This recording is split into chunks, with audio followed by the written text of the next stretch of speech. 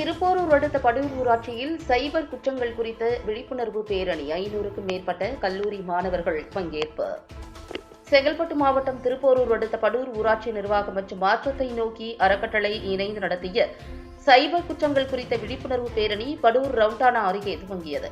இந்த பேரணியை படூர் ஊராட்சி மன்ற தலைவர் தாரா சுதாகர், மாற்றத்தை நோக்கி அறக்கட்டளை நிறுவனர் சுதாகர் ஆகியோர் கொடியசைத்து துவங்கி வைத்தனர்.